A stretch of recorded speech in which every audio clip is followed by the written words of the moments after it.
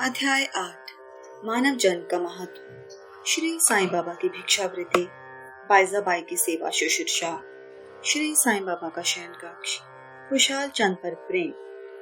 जैसा कि गत अध्याय में कहा गया है, अब श्री हेमाड पंत मानव जन्म की महत्ता को विस्तृत रूप में समझाते हैं। श्री साईं बाबा किस प्रकार भिक्षा उपार्जन करते थे, बाईजाबाई उनकी किस प्रकार सेवा शुश्रूषा करती थी, वे मस्जिद में तात्या पोते और म्हालसा पति के साथ किस प्रकार शयन करते तथा खुशहाल चंद पर उनका कैसा स्नेह था, इसका आगे वर्णन किया जाए। मानव जन्म का महत्व। इस विचित्र संसार में ईश्वर ने लाखों प्राणियों, हिंदू शास्त्र के अनुसार 84 लाख योनियों को उत्पन्न किया है, जिनमें देव, दानव, गंधर्व, जीव जंतु और मनुष्य आदि सम्मिलित हैं, जो स्वर्ग, नर्क, पृथ्वी, समुद्र तथा आकाश में निवास करते और भिन्न भिन्न धर्मों का पालन करते हैं। इन प्राणियों में जिनका पुण्य प्रबल है, वे स्वर्ग में निवास करते और अपने सत्कृत्यों का फल भोगते हैं। पुण्य के क्षीण होते ही वे फिर निम्न स्तर में आ जाते हैं और वे प्राणी जिन्होंने पाप या दुष्कर्म किए हैं, नरक को जाते हैं और अपने कर्मों का फल भोगते हैं। जब उनके पाप और पुण्यों का समन्वय हो जाता है, जब पाप और पुण्य दोनों नष्ट हो जाते हैं, तब वे मुक्त हो जाते हैं। अपने कर्म तथा प्रारब्ध के अनुसार ही आत्माएं जन्म लेती या काया प्रवेश करती है। मनुष्य शरीर अनमोल। यह सत्य है कि समस्त प्राणियों में 4 बातें एक समान हैं: आहार, निद्रा, भय और मैथुन। मानव प्राणी को ज्ञान एक विशेष देन है, जिसकी सहायता से ही वह ईश्वर दर्शन कर सकता है, जो अन्य किसी योनि में संभव नहीं। यही कारण है कि देवता भी मानव योनि से ईर्ष्या करते हैं तथा पृथ्वी पर मानव जन्म धारण करने हेतु सदैव ललायित रहते हैं, जिससे उन्हें अंत में मुक्ति प्राप्त हो। किसी किसी का ऐसा भी मत है कि मानव शरीर अति दोषयुक्त है। यह कृमि, मज्जा और कफ से परिपूर्ण, क्षणभंगुर, रोगग्रस्त तथा नश्वर है। इसमें कोई संदेह नहीं कि यह कथन अंशतः सत्य है, परंतु इतना दोषपूर्ण होते हुए भी मानव शरीर का मूल्य अधिक है, क्योंकि ज्ञान की प्राप्ति केवल इसी योनि में संभव है। मानव शरीर प्राप्त होने पर ही तो ज्ञात होता है कि यह शरीर नश्वर और विश्व परिवर्तनशील है, और इस प्रकार धारणा कर इंद्रिय जन्य विषयों को तिलांजलि देकर तथा सत असत का विवेक कर ईश्वर साक्षात्कार किया जा सकता है। इसीलिए यदि हम शरीर को तुच्छ और अपवित्र समझकर उसकी उपेक्षा करें, तो हम ईश्वर के अवसर से वंचित रह जाएंगे। यदि हम उसे मूल्यवान समझकर उसका मोह करेंगे, तो हम इंद्रिय जन्य सुखों की ओर प्रवृत्त हो जाएंगे और तब हमारा पतन भी सुनिश्चित ही है। इसीलिए उचित मार्ग जिसका अवलंबन करना चाहिए यह है कि ना तो देह की उपेक्षा करो और ना ही उसमें आसक्ति रखो। केवल इतना ही ध्यान रहे कि किसी घुड़सवार का अपनी यात्रा में अपने घोड़े पर तब तक ही मोह रहता है जब तक वह अपने निर्दिष्ट स्थान पर पहुंचकर लौट न आए। इसीलिए ईश्वर दर्शन या आत्म साक्षात्कार के निमित्त शरीर को सदा ही लगाए रखना चाहिए, जो जीवन का मुख्य ध्येय है। ऐसा कहा जाता है कि अनेक प्राणियों की उत्पत्ति करने के पश्चात भी ईश्वर को संतोष नहीं हुआ। कारण यह है कि कोई भी प्राणी उसकी अलौकिक रचना और सृष्टि को समझने में समर्थ न हो सका, और इसी कारण उसने एक विशेष प्राणी अर्थात मानव जाति की उत्पत्ति की और उसे ज्ञान की विशेष सुविधा प्रदान की। जब ईश्वर ने देखा कि मानव उसकी लीला, अद्भुत रचनाओं तथा ज्ञान को समझने के योग्य है, तब उन्हें अति हर्ष एवं संतोष हुआ। इसीलिए मानव जन्म प्राप्त होना बड़े सौभाग्य का सूचक है। उच्च ब्राह्मण कुल में जन्म लेना तो परम सौभाग्य का लक्षण है, परंतु श्री साईं चरणाम्बू में प्रीति और उनकी शरणागति प्राप्त होना इन सभी में अति श्रेष्ठ है। मानव का प्रयत्न। इस संसार में मानव जन्म अति दुर्लभ है। हर मनुष्य की मृत्यु तो निश्चित ही है और वह किसी भी क्षण उसका आलिंगन कर सकती है। ऐसी ही धारणा कर हमें अपने ध्येय की प्राप्ति में सदैव तत्पर रहना चाहिए। जिस प्रकार खोए हुए राजकुमार की खोज में राजा प्रत्येक संभव उपाय प्रयोग में लाता है, इसी प्रकार किंचित मात्र भी विलंब न कर हमें अपने अभीष्ट की सिद्धि के हेतु शीघ्रता करनी ही सर्वथा उचित है। अतः पूर्ण लगन और उत्सुकता पूर्वक अपने ध्येय, आलस्य और निद्रा को त्याग कर हमें ईश्वर का सर्वदा ध्यान रखना चाहिए। यदि हम ऐसा न कर सकें तो हमें पशुओं के स्तर पर ही अपने को समझना पड़ेगा। कैसे प्रवृत्त होना अधिक सफलतापूर्वक और साक्षात्कार को सुलभ प्राप्त करने का एकमात्र उपाय है किसी योग्य संत या सद्गुरु के चरणों की शीतल छाया में आश्रय लेना, जिसे कि ईश्वर साक्षात्कार हो चुका हो। जो लाभ धार्मिक व्याख्यानों की श्रवण करने और धार्मिक ग्रंथों के अध्ययन करने से प्राप्त नहीं हो सकता, वह इन उच्च आत्मज्ञानियों की संगति से सहज ही प्राप्त हो जाता है। जो प्रकाश हमें सूर्य से प्राप्त होता है, वैसा विश्व के समस्त तारे भी मिल जाएं तो भी नहीं दे सकते।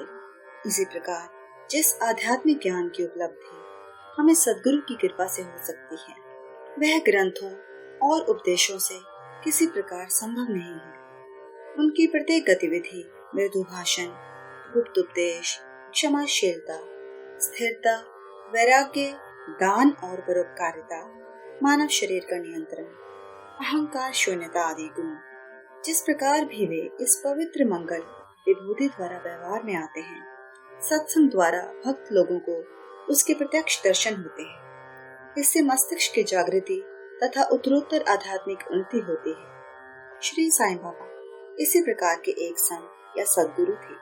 यद्यपि वे बाह्य रूप से एक फकीर का अभिनय करते थे, परंतु वे सदैव आत्मलीन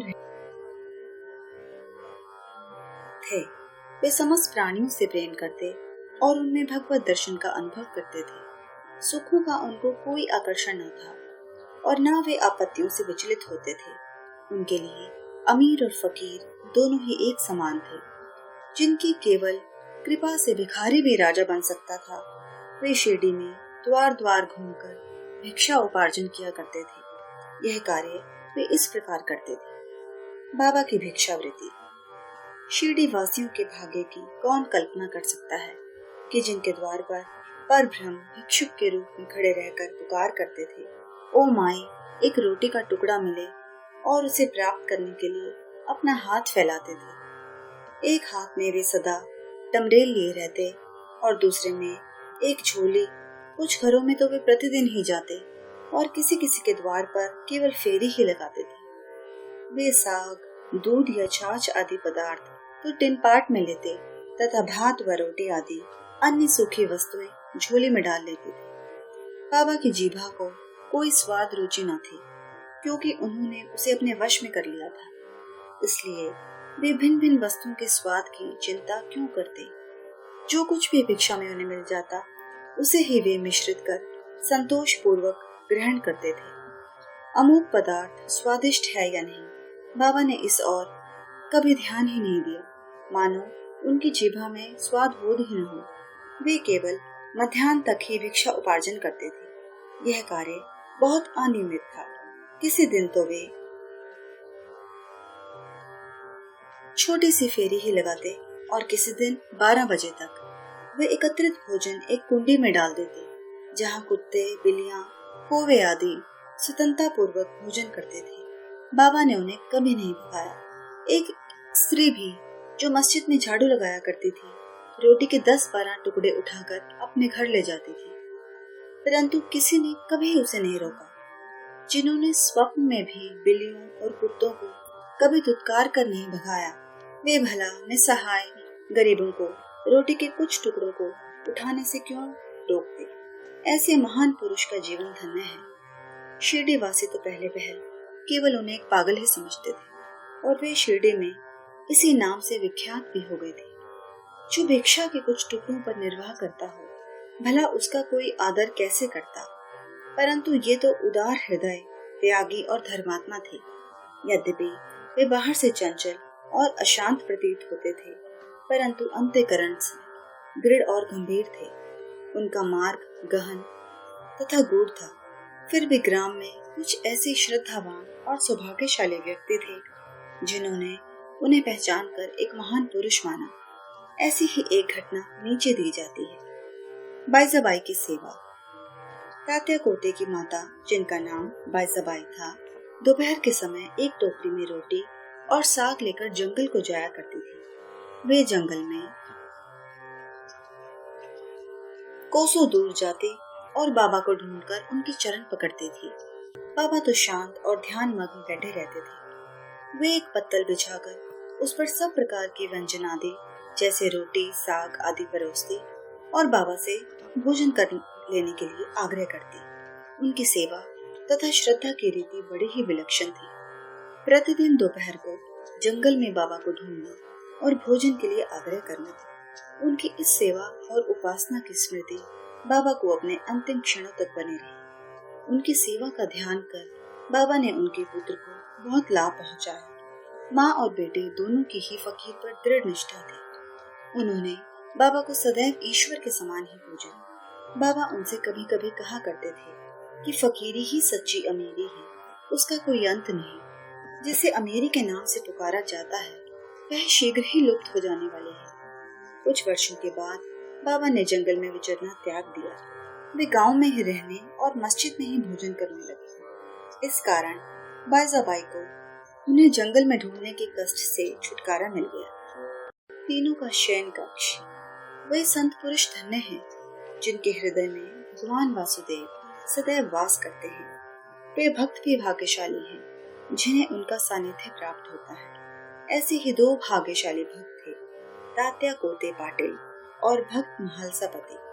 दोनों ने बाबा के सानिध्य का सदैव पूर्ण लाभ उठाया। बाबा दोनों पर एक समान प्रेम रखते थे।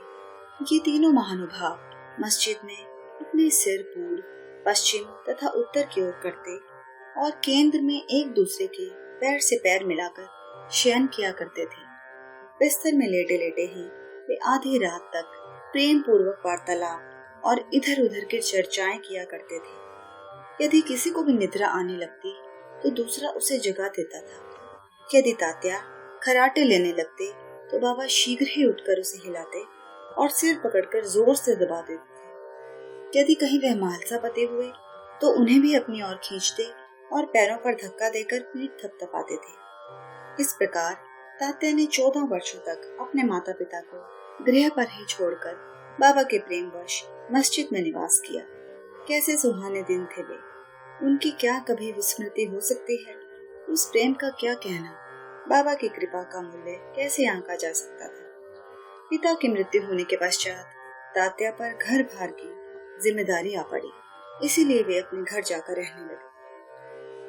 राहता निवासी खुशहाल चंद। शिरडी के गणपत तात्या कोते को बाबा बहुत ही चाहते थे। वे राहता के मारवाड़ी सेठ श्री चंद्रभान को भी बहुत प्यार करते थे।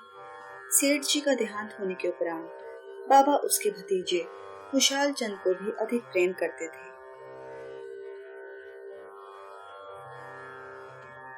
वे उनके कल्याण की दिन रात फिक्र किया करते थे। कभी बैलगाड़ी में तो कभी तांगे में वे अपने अंतरंग मित्रों के साथ राहता को जाया करते थे। ग्रामवासी बाबा के गांव के फाटक पर आते ही उनका अपूर्व स्वागत करते और उन्हें प्रणाम कर बड़े धूमधाम से गांव में ले जाते थे। खुशहाल चंद बाबा को अपने घर ले जाते और कोमल आसन पर बिठाकर उत्तम सुस्वादु भोजन कराते और आनंद तथा प्रसन्नचित्त से कुछ देर तक वार्तालाप किया करते थे। फिर बाबा सबको आनंदित कर और आशीर्वाद देकर शिरडी वापस लौट आते थे। एक और राहता और दूसरी ओर नीम गांव था। इन दोनों ग्रामों के मध्य में शिरडी स्थित है। बाबा अपने जीवन काल में कभी भी इन सीमाओं के पार नहीं गए। उन्होंने कभी रेलगाड़ी नहीं देखी और न कभी उसमें प्रवास ही किया, परंतु फिर भी उन्हें सब गाड़ियों के आवागमन का समय ठीक ठीक ज्ञात रहता था। जो भक्तगण बाबा से लौटने की अनुमति मांगते और आदेशानुकूल चलते वे कुशल पूर्वक घर पहुंच जाते थे, परंतु इसके विपरीत जो अवज्ञा करते उन्हें दुर्भाग्य व दुर्घटनाओं का सामना करना पड़ता था। इस विषय से संबंधित घटनाओं और अन्य विषयों का अगले अध्याय में विस्तार पूर्वक वर्णन किया जाएगा। विशेष इस अध्याय के नीचे दी हुई टिप्पणी बाबा के खुशहाल चंद पर प्रेम के संबंध में है। किस प्रकार उन्होंने काका साहेब दीक्षित को राहता जाकर खुशहाल चंद को लाने को कहा और उसी दोपहर को खुशहाल चंद से स्वप्न में शिरडी आने को कहा, इसका उल्लेख यहाँ नहीं किया गया है क्योंकि इसका वर्णन इस सचरित्र के 30वें अध्याय में किया जाएगा। श्री सद्गुरु साईनाथ अर्पणमस्तु। शुभम भवतु।